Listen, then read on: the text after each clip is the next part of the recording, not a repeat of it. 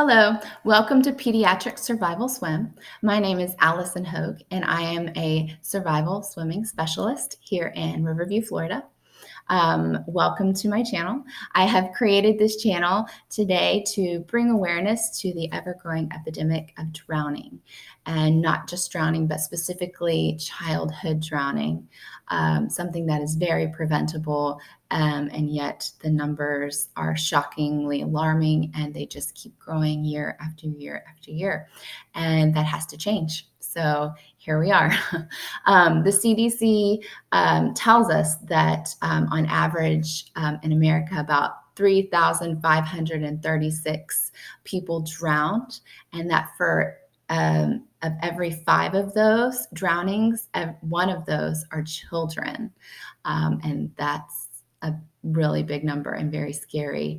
Not to mention the fact that for every one of those children that have drowned, another 5 have been seen in the hospital for drowning-related injuries, and about 6,500 children or people are seen every year for drowning-related injuries. And a lot of those injuries, though they don't lead to death right away, they could lead to death eventually down the road, or a permanent life-sustaining injury as well. So this is education that every parent needs if you have a child, specifically a child that's under the age of 5.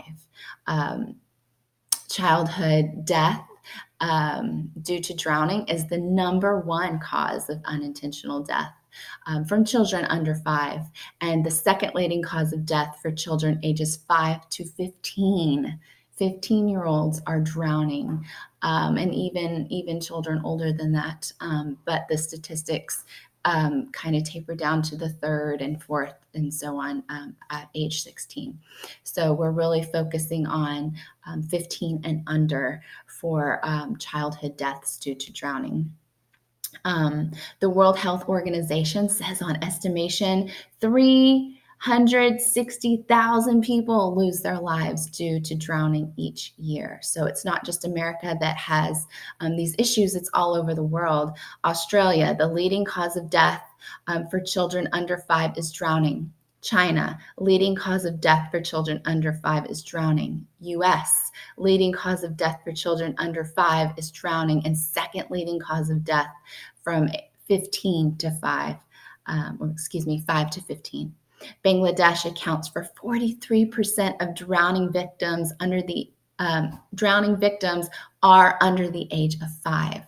That is insane. That's almost half. And drowning is so preventable, so preventable. We have so much technology now that drowning should not be an issue. It's something that we can prevent. So in 2019, almost 2020, I had my Christmas decor up. Why? And what are we missing? Honestly, I personally think that we are missing the educational factor of this. We don't know the stats. We don't know the numbers. I moved to Florida back in 2014, and I had no clue when I bought a home with a pool that my children were all at risk for drowning. They were decent swimmers, but not survival swimmers. And so they still fell into that category of being at risk for drowning. And 10 people a day drowned, and many of those are children. In fact, here in Florida, there are 2,113 families this year that are going to be celebrating the holidays without a child due to the fact that they drown. And that's just the children that passed away from it. Those aren't the children that are still suffering from life-sustaining injuries. And so this has to be something that we address. This has to be something that we tell everybody. And even if you don't own a pool, you are still at risk for that, being a part of that statistic. And that's something that I will touch base on in a different video, but it is a video that is in the making, so it will come. So the main takeaway from this video today is that The statistics of drowning are very alarming, and some things that you can kind of know about drowning is that drowning is silent. It's not like they say on the movies most of the time where the kids are yelling help. No, no. If you're drowning, you cannot speak. There is water in your passageway where there should be oxygen. Therefore, not enabling you to speak. You're not able to voice that you need help. And there are actually many other videos on YouTube that you can search after this video that show from hotels, hotel pools, or public pools, show children drowning. And sometimes it takes up to 5 minutes of child being underwater. They're gone by now. Before a lifeguard or somebody realizes what's happening and is able to pull them to safety. Drowning takes 20 seconds. Someone can lose consciousness in the water in 20 seconds, and therefore their body is not able to prevent water from coming in and filling up their lungs.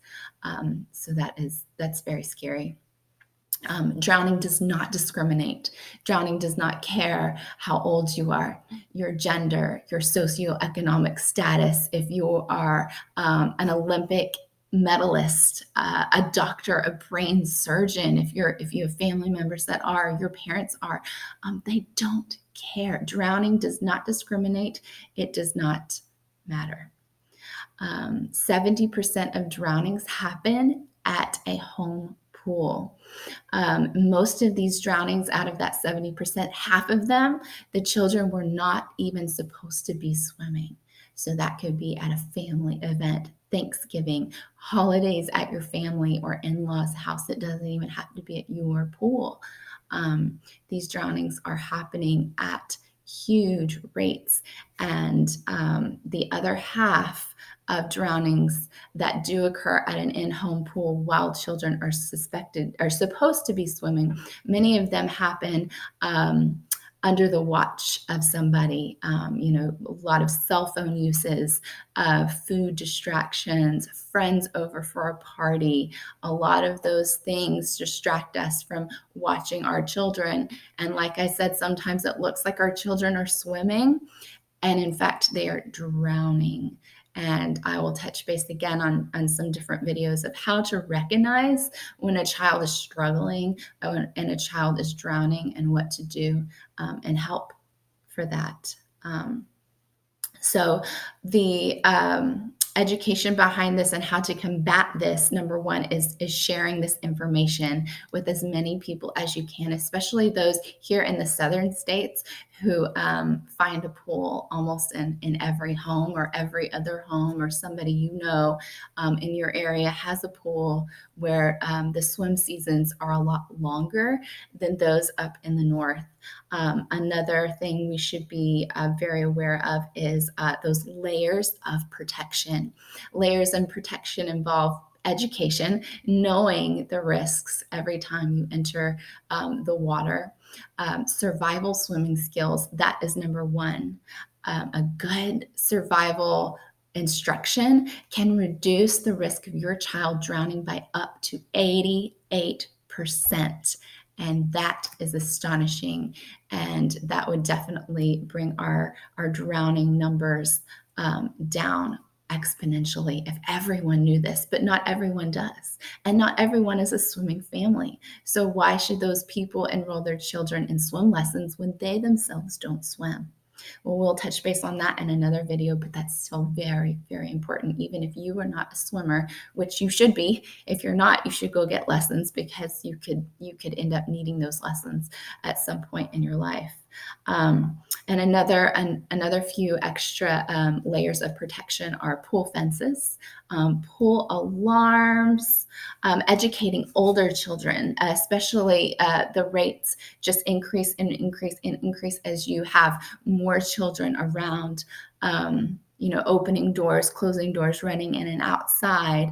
They have to be aware that those younger children could find a way out towards the pool area. And they also need to be very vigilant along with you as well. Removing all all pool toys or all any types of toys from the pool deck and pool area. This causes a distraction for the children. And so they will want to go and play with that ball that they were just previously playing with in the pool and having such a good time. They want to revisit those events. And so sometimes they will go after a pool toy. These layers of protection are not always they do not always work. So that's why you have to have multiple layers, because that pool fence could not have been shut on the way out. That pool alarm could have been shut off for a birthday party that you were having where people were going in and out and you forgot to put it back on. Kids are very stealthy. They can climb fences and things that you just wouldn't believe, just to be able to get to that place of happiness, that place where they think that they're okay. Mom pulled me out of the pool before. Why wouldn't she do it again? And in many cases, mom's not there. Mom's not watching. Mom's inside, tending, hosting to family and other children, doing other busy work. And it happens so quickly. It takes 20 seconds and you can be a good parent. And it doesn't matter if you're an excellent parent, a good parent, or a bad parent, you're still at the same risk unless you have those multiple layers of protection and those life-saving survival swimming skills. So I think that is all I have for you today. I want your call of action, if you enjoyed this video, to share it.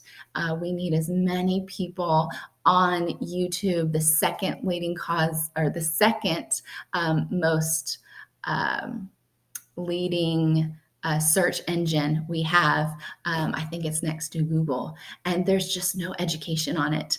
There is no education on drowning in these big platforms. And so we need to create this overwhelming flood of information for people so that they are aware, because these statistics are huge and they are statistics that should be non-existent because it's completely preventable. So your call of action today is to share this video with as many people as you can, friends, family, grandparents. If you don't have children, maybe you have siblings that do, or maybe you're just thinking about having children and you may want to save this video for a later time, or just get all the information in you can now so that when you do have children, you can be ready for that. If you enjoyed this video, please consider subscribing to my channel and giving me a thumbs up. I will be working on some more videos for you after this. Some things to come up next are, let's see, what are survival swimming skills and why you need them? Layers of protection. Would your child drown or survive? This is my cat. Why life jackets are killing and not saving. Okay, that's going to be a very controversial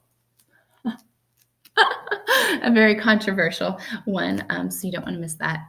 And why this applies to you even if you don't own a pool. So again, my name is Allison. I am the owner of Pediatric Survival Swim. Thanks so much for watching.